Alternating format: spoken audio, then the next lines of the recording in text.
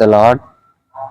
మన ప్రభు అయిన యేసుక్రీస్తు పరిశుద్ధ నామంలో దేవుని ప్రియులైన మీ అందరికీ ప్రభు నామంలో వందనాలు తెలియజేస్తూ ఉన్నాను.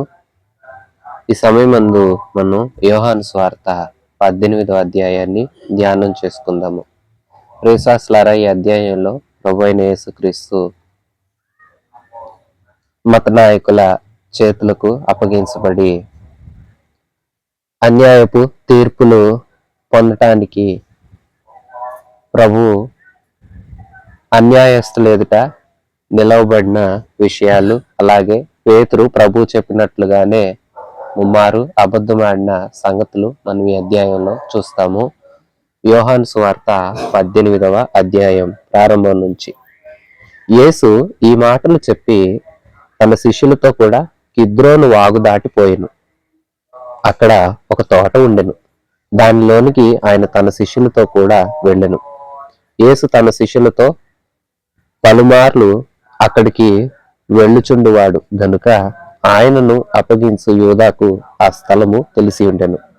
కావున యూదా సైనికులను, ప్రధాన యాజకులు, పరిసీలు పంపిన బంట్రౌతులను వెంట పెట్టుకొని దివిటీలతోనూ దీపములతోనూ ఆయుధములతోనూ అక్కడికి వచ్చెను. యేసు తనకు సంభవించబోవన్నీ ఎరిగిన వాడై వారి యొద్దకు వెళ్ళి, మీరెవరిని వెతుకుచున్నారని వారిని అడిగెను. వారు నజరేయుడైన యేసునని ఆయనకు ఉత్తరమియగా, యేసు ఆయనను నేనే అని వారితో చెప్పెను. ఆయనను అప్పగించిన యూదాయు వారి యొద్ద నిలిచి ఉండెను. ఆయన నేనే ఆయనని వారితో చెప్పగా వారు వెనుకకు తగ్గి నేల మీద పడిరి. మరలా ఆయన, మీరు ఎవరిని వెతుకుచున్నారు అని వారిని అడిగెను. అందుకు వారు నజరేయుడైన యేసునని చెప్పగా, యేసు వారితో, నేనే ఆయననని మీతో చెప్పితిని గనుక మీరు నన్ను వెతుకుచున్న ఎడల వీరిని పోనీయుడని చెప్పెను. నీవు నాకు అనుగ్రహించిన వారిలో ఒకనినైనను నేను పోగొట్టుకొనలేదని ఆయన చెప్పిన మాట నెరవేరినట్టు ఇలాగు చెప్పెను. యేసుక్రీస్తు ప్రభు మేడగదిలో శిష్యులతో కూడా భోజనం చేసి 13వ అధ్యాయం నుంచి 16వ అధ్యాయం వరకు ఉన్న సంగతులన్నీ వారికి తెలియచెప్పారు. ఎన్నో విషయాల చేత వారిని ప్రోత్సహించారు, వారిని ధైర్యపరిచారు. ఆదరణకు సంబంధమైన వాగ్దానాలను కూడా వారికి తెలియచేశారు. అనేకమైన సంగతులను, విషయాలను వారికి తెలియచేసి తండ్రి ఆయన ఎలాగ ఏకమై ఉన్నారో, వారిలో తండ్రితోనూ కుమారునితోనూ పరిశుద్ధాత్మతోనూ పాలు మనం ఎలా పొందుకోవాలి, శిష్యులు ఎలా పాలిభాగస్తులు కావాలి అని తెలియచేయడానికి అనేకమైన విషయాలు చాలా చక్కగా తెలియచేసిన ఆ మీదట 17వ అధ్యాయంలో అందరిని గురించి, ఆయనను గురించి, శిష్యులను గురించి, శిష్యులు వెళ్ళి సువార్త ప్రకటించగా రక్షింపబడబోవు విశ్వాసులందరి కోసం, మనందరి కోసం ఆయన తండ్రిని వేడుకున్న ప్రార్థనా మాటలను మనం చూస్తాము. అవన్నీ చెప్పిన తర్వాత యేసుక్రీస్తు ప్రభు ఎప్పుడు వెళ్ళినట్లుగా వాడుక చొప్పున ఆయా సందర్భాల్లో పలుమార్లు వెళ్ళినట్లుగా తోటకు వెళ్ళి ప్రార్థన చేసుకోవడానికి ఆయన తన శిష్యులతో కూడా వెళ్ళారు. మత్తయి సువార్తలో కూడా మనం 26వ అధ్యాయంలో చూస్తాము. వారు భోజనం చేసిన తర్వాత అంతటి వారు కీర్తన పాడి ఒలీవల కొండకు వెళ్ళారని, అక్కడ తోట ఉన్నది, తోట పేరు గెత్సెమనే అని మనం తెలుసుకున్నాము. ఆ తోటకు ఆయన వెళతాడని ఇస్కరియోతు యూదా కూడా తెలుసు. యూదా భోజనం సమయంలో మాత్రమే ఉన్నాడు. ఆ తర్వాత యేసుక్రీస్తు ప్రభు చెప్పిన అనేక మాటలు అతడు వినలేదు. ఎందుకంటే తాను చేయని ఉద్దేశించిన పని చేయడానికి సాతానికి హృదయం తెరిచాడు గనక అతడు వెళ్ళిపోయాడు. ఆ సైనికులకి, మత నాయకుల్ని కలిసి యేసుక్రీస్తుని అప్పజెప్పబోయే మార్గాన్ని వాళ్ళకి తెలియచేయడానికి వారి దగ్గరకు వెళ్ళిపోయాడు. ఇక యేసు ప్రభు తోటకు వచ్చారు, శిష్యులతో కూడా ప్రార్థన చేస్తూ ఉన్నారు. యూదా తాను చేయదలిచిన పనిని చేయటానికై ముందుకు సాగాడు. అందరిని వెంట పెట్టుకుని వచ్చేస్తున్నాడు. పరిసయ్యులకు సంబంధించిన, మత నాయకులకు సంబంధించిన ప్రధాన యాజకులు, అలాగే సైనికులు, ఆ వాళ్ళకి వీళ్ళకి సంబంధించిన వారిని, బంట్రోతుల్ని, సైనికుల్ని మరికొందరిని వెంట పెట్టుకొని తోటకు రానే వచ్చాడు యూద. ప్రభు తనకు సంభవించబోయే సంగతులన్నీ ముందే ఎరిగిన వాడై ఆయనే ముందుకు వెళ్ళి ఎవరిని వెతుకుతున్నారు ఏంటి అని అడిగారు. అడగగానే వారు సమాధానం చెప్తారు, మేము నజరేయుడైన యేసును వెతుకుచున్నాం అనగానే నేనే ఆయన్ని అన్నారు. వెంటనే వాళ్ళు ఆశ్చర్యపడి ఒక అడుగు వెనక్కి వేసి నేల మీద అలా పడ్డట్లుగా మనం చూస్తాం. అయినా వారు మరలా అలాగే ఉన్నారు గందరగోళంలో. ప్రభు వారిని మరలా అడిగారు, ఎవరిని వెతుకుతున్నారు అంటే, అయ్యా మేము నజరేయుడైన యేసును వెతుకుతున్నామంటే ప్రభు అంటారు, నేనే ఆయననని మీతో చెప్పాను కదా. మీరు నన్ను వెతుకుచున్నాడ్లా నన్ను పట్టుకోండి, వీళ్ళని పోనివ్వండి, శిష్యులను వదిలేయమని ప్రభు చెప్తున్నారు. మిగతా ఎవరి జోలికి వెళ్ళవద్దని ప్రభు వారితో చెప్తున్నారు. కారణం ఏంటంటే మనం 17వ అధ్యాయంలో యేసు ప్రభు మహాప్రార్థనలో చూస్తాము, తండ్రి నీవు నాకు అప్పగించిన వారిలో నేను ఎవరిని పోగొట్టుకోలేదు, నాశన పుత్రుడు ఇస్కరియోతు యూద తప్ప మరెవరూ నశించుకోలేదు అంటూ ప్రభు చేసిన ప్రార్థనను బట్టి ఆ మాటలన్నీ నెరవేరటం కోసమట ఇక్కడ ప్రభు సాక్షాత్తు దేవుడే తన శిష్యుల జోలికి మాత్రం వారిని వెళ్ళొద్దు అంటూ తెలియచేసి నేనే ఆయన్ను అంటున్నాడు. చూసారా, అంతకుముందు ఆయా సందర్భాల్లో ఆయనను పట్టుకొని ప్రయత్నించారు. అది సమయం కాదు గనక ఎవరి చేతికి ఎంత ప్రయత్నాలు చేసినా, ఎన్ని విషపు ఆలోచనలు పన్నాగాలు పన్నినా వారెవరి చేతికి అయినా దొరకలేదు. కానీ ఇప్పుడు సమయం వచ్చింది. ఆయన చేయదలిచిన కార్యం చేయడానికి భూమి మీదకు వచ్చిన పని ఏమిటంటే మనందరి కోసం, మనందరం చేసిన పాపాలకు ప్రాయశ్చిత్తం చేయడం కోసం ఆయన మరణించడం. పాపానికి ప్రాయశ్చిత్తం ఆయన యవనకాల అమూల్యమైన పరిశుద్ధ రక్తాన్ని చిందించడమే ప్రాయశ్చిత్తం.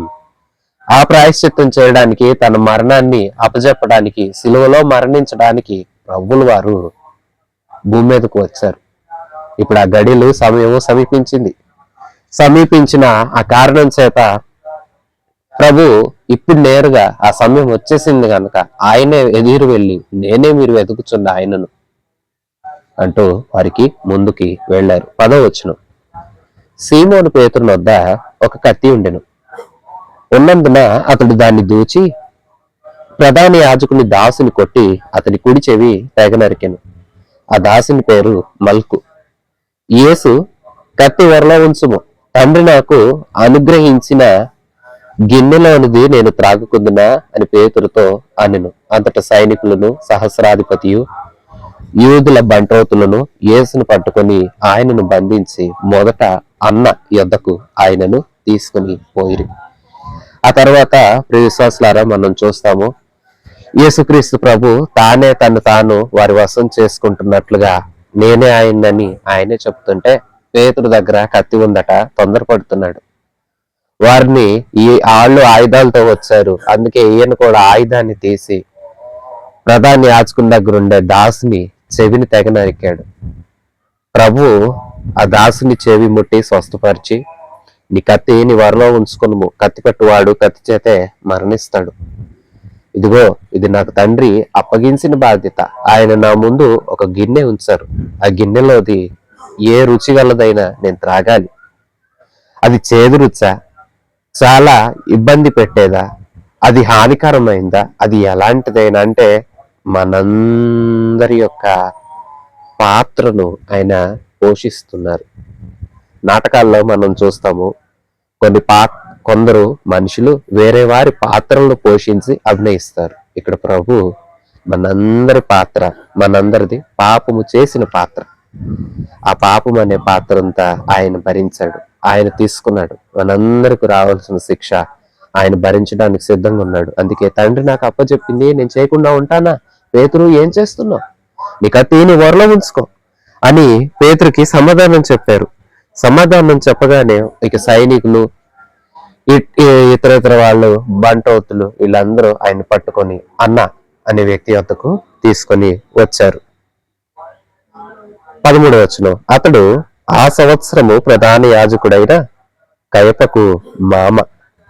అన్న అనే వ్యక్తి ఎవరంటే ఆ సంవత్సరమే ప్రధాన యాజకుడు అయ్యారు కయప అనే వ్యక్తి, ఆ వ్యక్తికి మామ. ఆయన దగ్గరకు తీసుకువచ్చారు. 14వ వచనం. కయప, ఒక మనుష్యుడు ప్రజల కొరకు చనిపోవట ప్రయోజనకరమని యూదులకు ఆలోచన చెప్పినవాడు.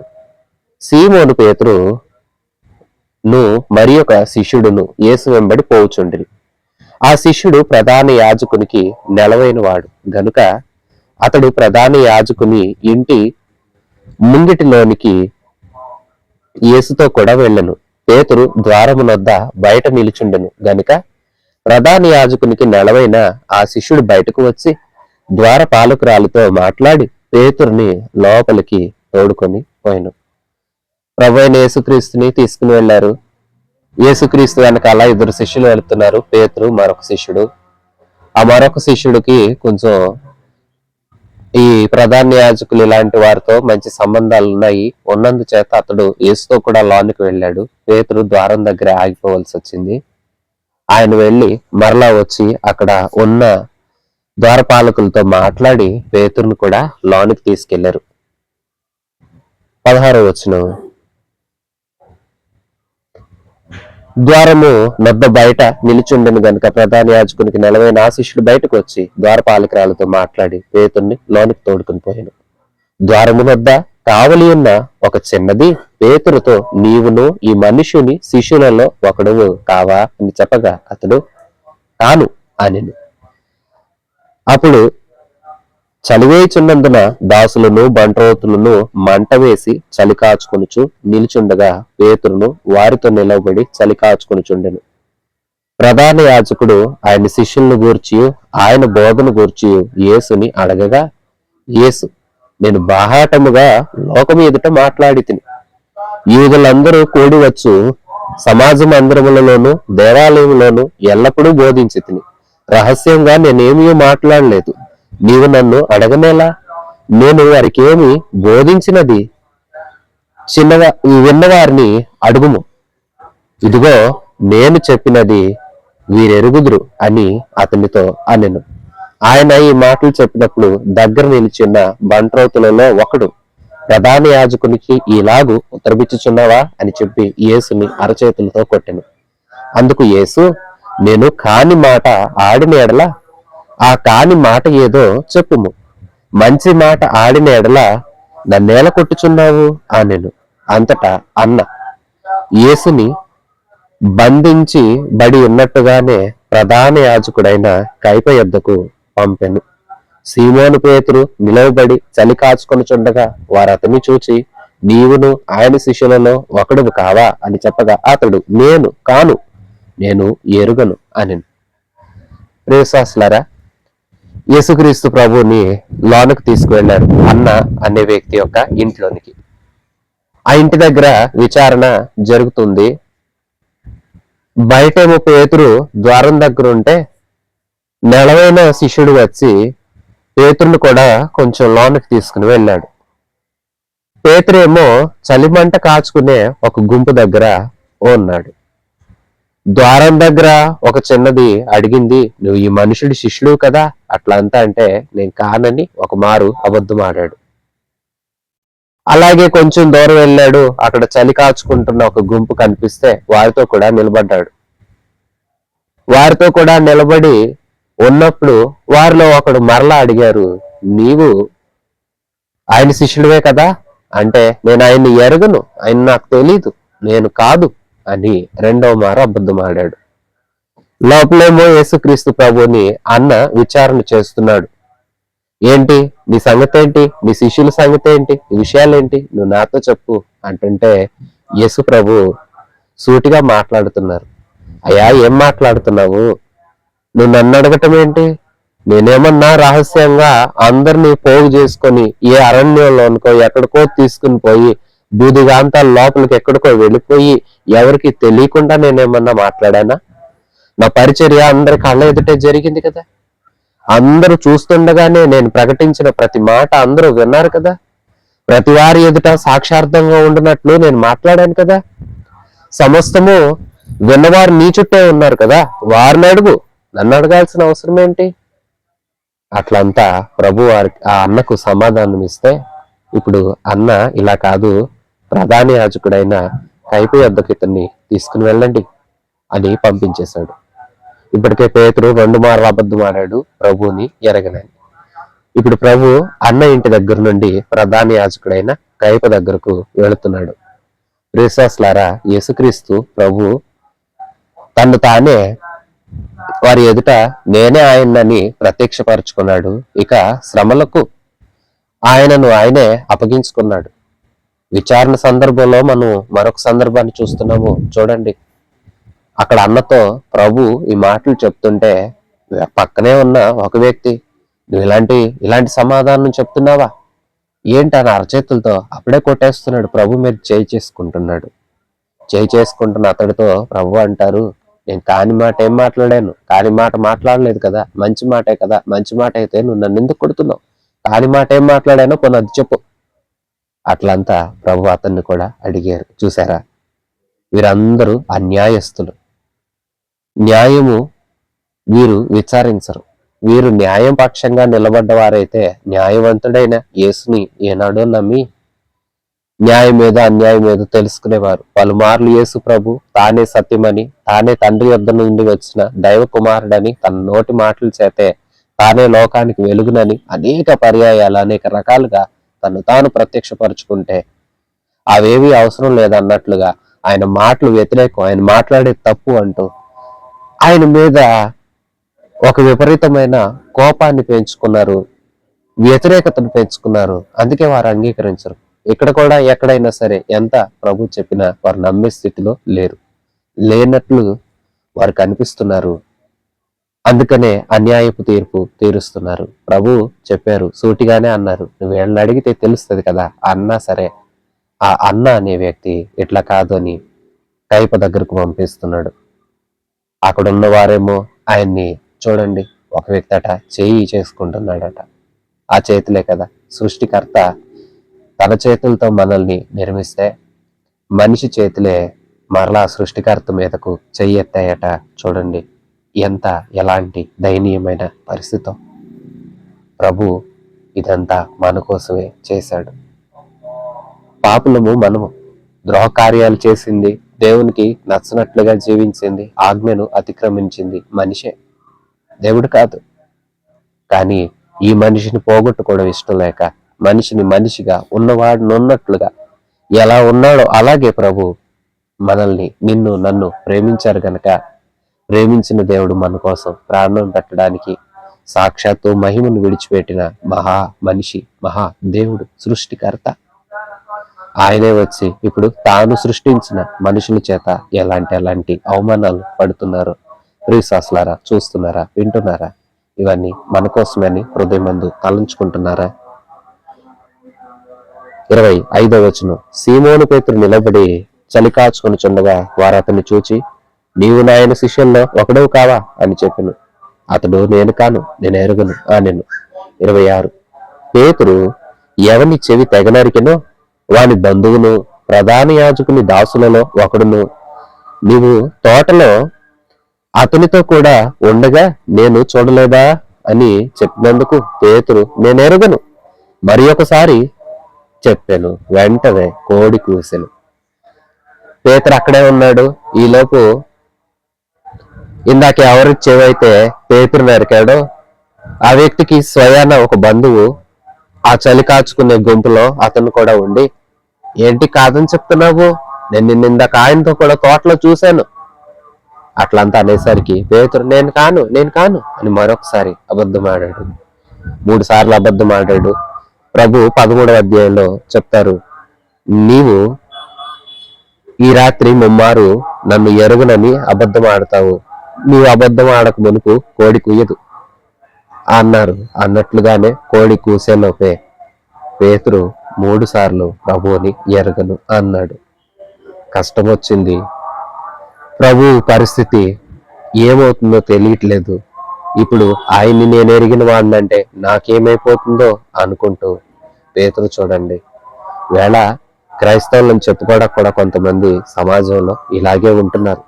మేము క్రైస్తవులం అంటే ఎవరైనా ఏమన్నా అంటారేమో, ఎవరైనా ఏమన్నా అనుకుంటారేమో, ఎవరైనా ద్వేషిస్తారేమో, ఎవరైనా మమ్మల్ని కాదంటారేమో, లేదా మా కులం నుంచి వెలివేస్తారేమో, ఇట్లా రకరకాల కారణాల చేత అనేకులు ప్రభువుని ఎరిగి ఉండి ఎరగనట్లుగా సమాజంలో వ్యవహరిస్తున్నారు. పేతురు కూడా అదే పద్ధతిలో ఉన్నాడు చూడండి.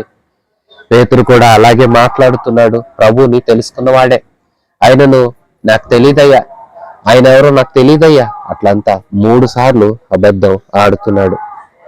28వ వచనం, వారు కైప యొద్ద నుండి అధికార మందిరమునకు యేసును తీసుకుని పోయిరి. అప్పుడు ఉదయమాయను గనుక వారు మైలుపడకుండా పస్క భుజింపవలెనని అధికార మందిరంలోనికి వెళ్ళలేదు.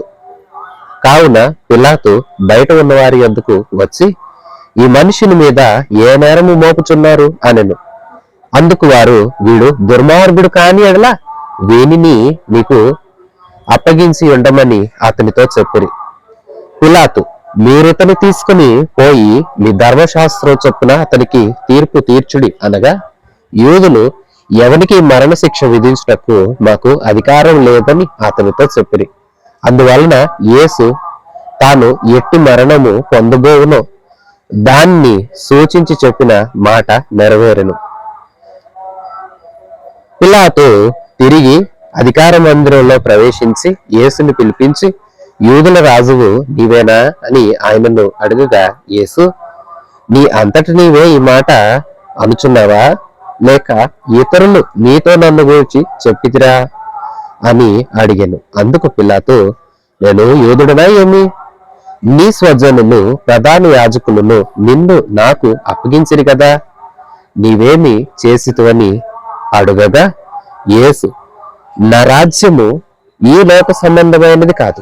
నా రాజ్యము ఈ లోక సంబంధమైనదైతే నేను యూదులకు అప్పగింపబడకుండానట్లు నా సేవకులు పోరాడుదురు, గాని నా రాజ్యము ఏ సంబంధమైనది కాదు అనెను. అందుకు పిలాతు, నీవు రాజువా అని ఆయనను అడగగా, నీవన్నట్లు నేను రాజునే. సత్యమును గూర్చి సాక్ష్యమిచ్చుటకు నేను పుట్టితిని. ఇందు నిమిత్తమే ఈ లోకమునకు వచ్చితిని. సత్య సంబంధి అయిన ప్రతివాడు నా మాట వినును అనెను. విశ్వాసులారా, అన్న ఇంటి దగ్గర నుండి కైప దగ్గరికి, కైప దగ్గర నుండి ఇప్పుడు అధికార మందిరానికి పిలాతు సమక్షంలో ప్రభుని హాజరుపరుస్తూ ఉన్నారు. పిలాతు దగ్గరకు వారిని తీసుకుని వెళ్తే పిలాతు వారి దగ్గరకు వచ్చి, ఏంటి మీరు ఆయన ఎందుకు అప్పచెప్తున్నారు, ఆయన ఏం చేశాడు అట్లంతా అంటే వాళ్ళు అంటారు, ఇతడు దుర్మార్గుడండి, దుర్మార్గుడు కాకపోతే మీకు మేము ఎందుకు అప్పచెప్తాము అంటూ ఆయన మీద రకరకాల నేరాలు మోపారు. ఇతడు మా దేవుడిని దూషిస్తున్నాడని, ఇతడు మేము చేయకూడని పనులు, విశ్రాంతి దినాలని, మా నియమాలను, మా ధర్మశాస్త్ర నియమాలను ఆటంకపరుస్తున్నాడని, ఇతడు అలాగూ ఇలాగూ అంటూ అనేకమైన నేరాలు ఆయన మీద మోపడం వారు ప్రారంభించి అనేకమైన విషయాలు పిలాతు దగ్గర వారు చెప్పగానే పిలాతు వాళ్ళ విషయాలన్నీ విని లోపలికి వచ్చి యేసుక్రీస్తు ప్రభుని తన దగ్గరకు పిలిపించుకొని ఆయన్ని విచారణ చేస్తున్నాడు. నీవు యూదుల రాజువా అంటే ప్రభు అంటారు, నేను రాజునని నీతో ఎవరు చెప్పారు? నీ అంతటి నీవే చెప్తున్నావా, లేక నీ చేత ఎవరన్నా ఇలాగూ చెప్పిస్తున్నారా అని ప్రభు అడిగితే, ఏంటయ్యా నేనేమన్నా యూదున్నా, నీ వాడినా ఏంటి? నీ స్వజనులే, మీ ప్రధాన యాజకులే నన్ను నా దగ్గరకు నిన్ను పంపించారు, ఏంటి కథ ఏంటి? అట్లంతా యేసుక్రీస్తు ప్రభుని ఆయన అడిగితే ప్రభు ఇలాగ సమాధానం చెప్తున్నారు. అవును నువ్వు రాజువా, ఏంటి చెప్పు అని అడిగితే, అవును నీవు అన్నట్లు నేను రాజునే. నా రాజ్యం ఈ లోక సంబంధమైనది కాదు. సత్యం గురించి సాక్ష్యం ఇవ్వటానికి నేను ఈ లోకానికి వచ్చాను. సత్యాన్ని, నా మాట వినేవారందరూ సత్యంలో నడుస్తారు, వారు నా వారై ఉంటారు. సత్యాన్ని వెతుకువారు, సత్యాన్ని ఇష్టపడేవారు, సత్యమును ప్రేమించేవారు అందరూ ఇదిగో నా మాట వింటారు. నేను ఈ లోక సంబంధం వ్యక్తిని అయితే ఇదిగో యూదులకు నేను అప్పగింపబడకుండానట్లు నా కోసం కూడా నా సేవకులు వచ్చి పోరాడేవారు, కానీ నా రాజ్యం ఈ లోక సంబంధమైనది కాదు. అవును ప్రియ విశ్వాసులారా, ఈయన దేవుడు, త్రిత్వంలోని రెండవ వ్యక్తి, తండ్రి కుమారుడు. ఈయన కుమారుడు మహిమను కలిగిన దేవుడు. ఆ మహిమనంతా విడిచిపెట్టి లోకం పుట్టక మునిపే ఆయన ఉన్నవాడు, అనువాడు, చూస్తూ ఉన్న దేవుడు, అబ్రహాము, ఇస్సాకు, యాకోబుల దేవుడు, సర్వ సృష్టిని సృష్టించిన సృష్టికర్త. ఆది అంతమయ్యున్న దేవుడు, గొప్ప దేవుడు, మహనీయుడు, మహా ఉపకారి, అందరికీ సహకారి, గొప్ప దేవుడండి. ఆ దేవుడు తన రాజ్యాన్ని, తన మహిమను, సమస్తాన్ని విడిచిపెట్టి మనిషి రూపాన్ని ధరించి ఈ భూమి మీదకు వచ్చింది నీకై నాకై మరణించడానికి, సిలువలో మరణించడానికి, తన రక్తం చిందించడానికి, మన పాపాల రక్తం ద్వారా కడిగి శుద్ధి చేయడానికి ఆయన ఈ భూలోకానికి వచ్చారు. ఇప్పుడు ఆయన అంటారు, నా రాజ్యం ఏ సంబంధమైనది కాదు, ఈ లోక సంబంధమైనది కాదు, నా రాజ్యం సత్యమైనది. సత్యవంతుడు, సత్యాన్ని అనుసరించు ప్రతివాడు నా మాట వింటాడు. అవును, నేను రాజునే, నిజమే, మన దేవుడు రాజు, రాజులకే రాజు. ఆనాడు వదకు తేబడిన గొర్రె పిల్లలాగా మౌనంగా ఉన్నాడు. కానీ ప్రియశ్వాసులారా, నేడో రేపో మన వెరుగుము రాజుల రాజుగా ఆయన రాబోతున్నాడు. ఆయన వచ్చే వేళ భూరాజులు, అధిపతులు, అందరూ, ప్రతివారు ఆయన ఎదుట మోకాళ్ళు వంచాల్సిందే. ఇప్పుడు ఎవరికి బలవంతం లేదు. నమ్మి విశ్వసించిన వారు ఆయన ఎదుట మోకరిల్లుతున్నారు, నమ్మని వారు తలలు ఎగరేసుకొని తిరుగుతూ ఉన్నారు. కానీ ఆ గడియ రాబోతున్నది. ప్రభు మేఘారూఢుడై రాజుల రాజుగా, మహారాజుగా, సర్వ అధికారాలతో దేవుడిగా రాబోతున్నప్పుడు అందరి మోకాళ్ళు ఆయన ఎదుట సాగిల పడక తప్పదు, వంగక తప్పదు, ప్రతివారు సాగిలపడి ప్రణమిల్లక తప్పదు, ప్రభువుని ఒప్పుకొనక తప్పదు. ప్రియశ్వాసులారా, అదిగో ఆయన ఇవ్వాలనుకుంటున్న రాజ్యం చాలా గొప్పది. మనం కూడా ఆయన్ని సేవించే వారమైతే మనం కూడా గుర్తించవలసింది, మనం కూడా ఈ లోక సంబంధం కాము. మన పౌరసత్వము ప్రభువు పరలోకమందు అనుగ్రహిస్తున్నారు.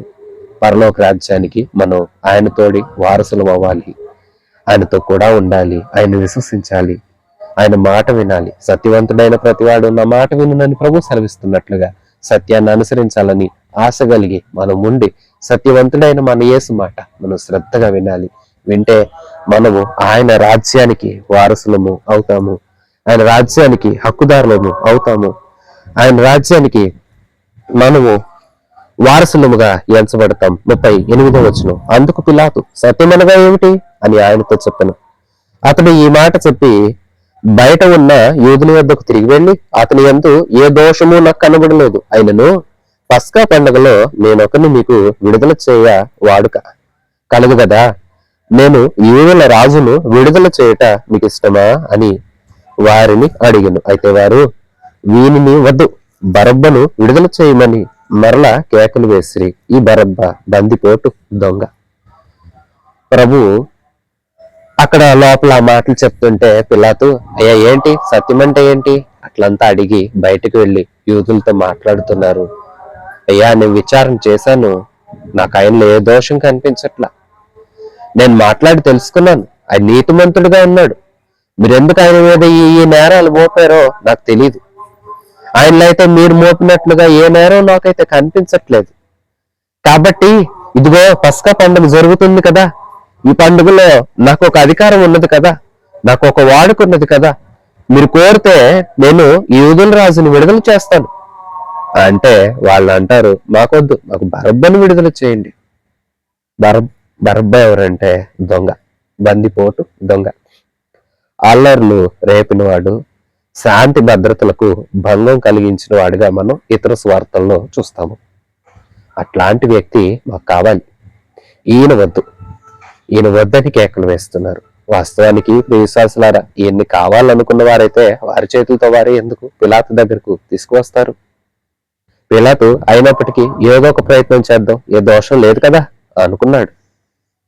కానీ ఏముంది, ప్రజలు మాకు ఈయన వద్దు, మాకు దొంగ కావాలి అంటున్నారు. ప్రియశ్వాసులారా, చూసారా, నేటికి లోకం తీరు ఇంతే కదా, ఇవాళకి కూడా లోకపు పద్ధతి ఇంతే కదా.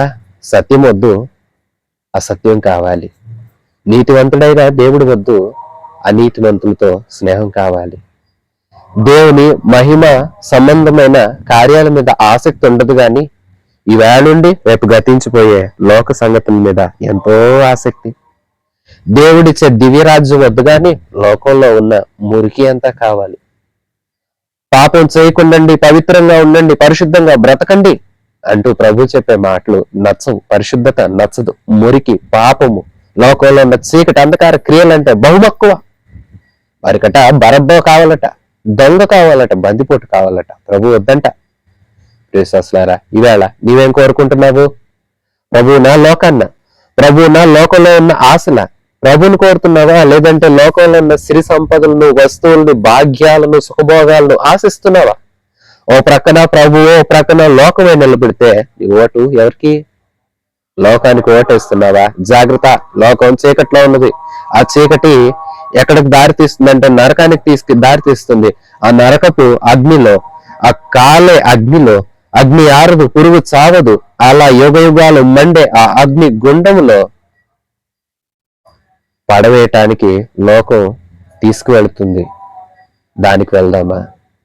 నిత్య రాజ్యాన్ని, నిత్య ఆనందాన్ని మన కోసం ఒక స్థలాన్ని సిద్ధపరుస్తూ, మన కోసం ఆదరణకర్తను ఏర్పాటు చేస్తూ, ప్రతి సమయమందును ఏ సమయమందైనా తండ్రి అని పిలవగానే పలుకుతూ, నేను చేస్తున్న ప్రతి ప్రార్థన ఆలకిస్తూ, దినదినము తన కనుపాపలాగా మనల్ని కాపాడుతూ, కృపాక్షేమాన్ని అనుగ్రహిస్తూ, ఆయుష్ని ప్రసాదిస్తూ, ఆరోగ్యాన్ని ఇస్తూ, ఆనందాన్ని ఇస్తూ, సమాజంలో విలువ కలిగిన బిడ్డలుగా జీవించినట్లుగా మన తల ఎత్తి మనల్ని ఆయన నామానికి ఘనత తెచ్చే సాధనాలుగా వాడుకుంటున్నా ఈ ప్రభు కావాలా? ఈ ప్రభు కావాలంటే నువ్వు కొన్ని వదులుకోవాల్సి వస్తుంది. వాటిని వదులుకోలేకపోతే ప్రభువుని దూరం చేసుకుంటాం. వాళ్ళకట అలనాటి సమాజానికంట బరబ్బ కావాలంట, దొంగ కావాలంట, దోచుకునేవాడు కావాలంట, కానీ దీవించేవాడు వద్దట. క్షీణతను, హింసను, శాంతి భద్రతలను భంగం చేసేవాడు కావాలంట, కానీ సమాధానాన్ని ప్రసాదించి, భారాన్ని తొలగించి, ప్రేమను చూపించి, అందరి కోసం తను తానే అపరాధ పరిహారార్థ బలిగా చేసుకొనడానికి, తన రక్తాన్ని చిందించడానికి వచ్చిన ప్రభు వద్దంట. నీ సంగతి ఏంటి? ప్రభు యొక్క కార్యాలను కోరుకుంటున్నావా? లోకపు కార్యాలను ఇష్టపడుతున్నావా? ప్రభునందుండి ప్రభుతో ప్రార్థనలో గడపటము, వాక్య ధ్యానం చేసుకోవడము, మందిరానికి ఆరాధన క్రమాలకు వెళ్ళటము, నీతిగా బ్రతకడం, పరిశుద్ధాత్మ శక్తితో నింపబడి పరిశుద్ధమైన జీవితాన్ని కాంక్షించి మంచి వాటి వైపు మొగ్గు చూపుతున్నావా? చెడ్డ వాటికి చెవినిస్తున్నావా? కల్పన కథలకు దురద చెవులు గలవారట చెవినిస్తారట. అట్లాగున్నావా? యేసు వైపు నీ కన్నులు చూస్తున్నాయా? లోకంలోని అందచందాలను చూస్తున్నాయా నీ కన్నులు? యేసు వైపు నీ మనసు ఉంటుందా? లోకం మీద ఉంటుందా నీ మనసు? నీ చెవులు యేసు మాట పైన, యేసు స్వరం పైన ఆలకించి చెవియొగ్గి ఆలకిస్తున్నావా? ప్రభు నాతో మాట్లాడు అని? లేదంటే లోకంలో గుసగుసలు, రహస్యపు మాటలు కావాలి, లేదంటే ఆ మాటలు ఈ మాటలు కావాలంటూ ఎదురు చూస్తున్నావా? నీ కాళ్ళు ఎటు నడుస్తున్నాయి? దేవుని మెప్పించే చోట్లకు వెళుతున్నాయా? దేవుని మనసును నొప్పించి ఆయనకు గాయాలు రేపే చోట్లకు నీ పాదాలు పరిగెడుతున్నాయా? నీ చేతులు ఎలాగున్నాయి? నీ మనసాక్షి ఎలాగున్నది? నీ నోరు ఏం మాట్లాడుతున్నది? ఒకసారి పరీక్షించుకో విశ్వాసి. దేవుడు కావాలా? లోకం కావాలా? దేవుడు కావాలంటే నువ్వు దీవించబడతావు, ఆయనతో కూడా నిత్య ఆనందంలో ఉంటావు. లోకం కావాలనుకుంటున్నావా? ప్రమాదం. అది వేళ బాగుంటుంది, ఇప్పుడు మాత్రమే అందంగా ఉంటుంది. పాపం చేస్తున్నంతసేపు చాలా బాగుంటుంది, కానీ చేసిన వారిని బలి తీసుకుంటుంది. పాపం వల్ల వచ్చే జీతం మరణం. ఇక అతడు మరణం అవటమే అతనికి గురి, గమ్యం. ఆ మరణం నుండి తప్పించాలనే గమ్యాన్ని మార్చాలని, ఆ గమ్యం పరలోకమై ఉండాలని, పాపాన్ని ఒప్పుకొని ప్రభు చెంతకు చేరాలని ప్రభు మన కోసం మార్గంగా దిగి వచ్చారు. లోకంలో ఉన్న మార్గం ఒకే మార్గం, అది పాపభూయిష్టమైన, పాపంతో నిండిపోయినది, నరకానికి దారి తీసుకెళ్లిపోయే మార్గానికి ప్రత్యామ్నాయ మార్గముగా సత్య లోకానికి నిత్యమైన దేవుడితో యుగ యుగాలు జీవించే భాగ్యాన్ని మనకు ప్రసాదించే దివ్యమైన మార్గముగా భూమి మీద మనకై అవతరించిన యేసుక్రీస్తు ప్రభువులోనే నువ్వు సాగి వెళుతున్నావా? అడుగులు ఎటు పడుతున్నాయి? మనసు ఎటు మొగ్గు చూపుతుంది? ఆలోచనలు ఎటు పరిగెడుతూ ఉన్నాయి? నీ చెవులేవి వింటున్నాయి? కళ్ళేవి చూస్తున్నాయి? నీ క్రియలు ఎలాగున్నాయి? ప్రియశ్వాసి, పరీక్షించుకో. ప్రభులోనే ఉన్నావు, సంతోషం. ప్రభునే ప్రేమిస్తున్నావు, సంతోషం. ప్రభులోనే నడుస్తున్నావు, చాలా సంతోషం. అట్లయితే కష్టం వచ్చినప్పుడు ప్రభువుని వదిలేసి పేతురులాగా ప్రభు ఎవరో తెలియదు అనే స్థితికి వెళ్ళిపోతున్నావా? నీ యాత్ర ప్రభువులో ప్రారంభమయ్యి లోకపు మార్గాన్ని విడిచిపెట్టి యేసుక్రీస్తు అనే సత్య మార్గం గుండా నిత్య జీవానికి చేర్చి ఆ మార్గమై ఉన్న యేసుని వెంబడిస్తూ సాగుతున్నా ఓ ప్రియ విశ్వాసి, నీ మనసు ఎట్లా ఉంటుంది? అప్పుడు దాకా ప్రాణమైన పడతాను గాని నిన్ను విడవన్నైనా అన్న పేతురు కష్టం వచ్చినప్పుడు ఏసెవరో తెలీదు. ఆయనతో కూడా తిరిగాడు 3.5 సంవత్సరాలు. ఇప్పుడు గురువు గారి పేరు తెలియదు అంటున్నాడే, గురువు గారిని నేను ఎరగను అంటున్నాడే. అట్టి శిష్యుల్లాగా కష్టం వచ్చినప్పుడేమో మరలా లోకపు మార్గంలోకి వెళ్ళిపోయి, కాస్త బాగున్నప్పుడేమో యేసు మార్గంలోకి వస్తూ ఇట్లా ఉన్నావా? సరే, పేతురు సంగతి మనం ఆలోచిస్తే భవిష్యత్తులో అతడు పరిశుద్ధాత్మ పొందినప్పుడు ఎంతో మారాడు, ఎంతెంతో మారాడు. సరే, మరి మన సంగతి ఏంటి? మన సంగతి ఏంటి? దేవుణ్ణి ఆరాధిస్తున్న మనం దేవుళ్ళలోనే నడవాలి. లోకాన్ని కోరకూడదు, దొంగని కోరుకోకూడదు, దోచుకునే వాటిని కోరుకోకూడదు, దీవించే మార్గాలను కోరుకోవాలి. లోకం నశింపచేస్తుంది, దేవుడు జీవింపచేస్తాడు. దేవుడు కావాలా? లోకం కావాలా? దేవుల్లో సాగుతున్న నీవు కష్టం వచ్చినప్పుడు సడలిపోతున్నావా? తప్పిపోతున్నావా? తప్పిపోకు, నిలకడగా నిలు. కష్టమైన ప్రభు పేరే చెప్పు, నష్టమైన ప్రభు పేరే చెప్పు, ఆనందమైన ప్రభు పేరే చెప్పు. సంతోషమందైనా శ్రమల ఎందైనా స్తుతి కీర్తన పాడేవారముగా, ప్రభుని సేవించేవారముగా మనం ఉండాలి. ప్రియశ్వాసులారా, ఎలాగున్నాము? ఏమి చేస్తూ ఉన్నాము? ఏమై ఉన్నాము? ఎటు నడుస్తూ ఉన్నాము? ఒకసారి మనల్ని మనం పరీక్ష చేసుకుందామా? కష్ట నష్టాల్లో సడలిపోదామా? యోబు మాటలు జ్ఞాపకం చేసుకుందామా? తన భార్య వచ్చి దేవుణ్ణి దూషించి చావచ్చు కదా అన్నప్పుడు యోబు అంటారు, ఏమిటి మూర్ఖురాల్లాగా మాట్లాడుతున్నావు? దేవుడు మేలు చేసినప్పుడు ఆనందించావు, ఈనాడు దేవుడు కీడును అనుమతిస్తే అందులో నువ్వు నిలవవా? మేలు చేస్తేనే దేవుణ్ణి స్తుతిస్తావా? కీడు చేసిన అందులో నిలిచి ఉండాలి అంటూ అద్భుతమైన మాటలు పలికాడు కదా. ఏదో అందరి ఎదుట నిల్చుని ఓకదంపుడు ఉపన్యాసం చేసినట్లుగా, అందరికి బోధించినట్లుగా ఏదో చెప్పలా యోబు. నిజంగా కష్టాల్లో నిలబడి ఆ కష్టాల్లో ఆ మాట పలికాడు. మేలు ఇప్పుడు దాకా అనుభవించావు, ఇప్పుడు దేవుడు కీడునిచ్చాడు, కీడును కూడా అనుమతిద్దాం. శ్రమ పెట్టాడా, శ్రమను కూడా అనుభవిద్దాం, ఆనందిద్దాం. మేల్లో ఆనందించాం, ఈ కష్టంలో కూడా ఆనందిద్దాం అంటూ యోబు చెప్పిన మాటలను ఒకసారి ఆదర్శంగా తీసుకుందామా? పేతురులాగా సందర్భానికి ఒకసారి మారిపోయి ప్రభువుని ఎరగను అని చెప్పేవారంగా కాదు, ఈ దేవుడు వద్దు, ఈ మార్గం వద్దు అనేవారంగా కాదు, నిలకడగా యేసులో నిలుద్దాం. యేసునే కోరుకుందాం, లోకాన్నొద్దు. మనకు హాని చేసేవి మనకొద్దు, మనల్ని బాగు చేసే మన దేవుడితోనే మనం నిత్యము ఉండాలి. ఆయన రాకడకు, రాజ్యానికి ప్రభు మనల్ని సిద్ధపరిచినట్లుగా ప్రభు చేయిని పట్టుకుందాం.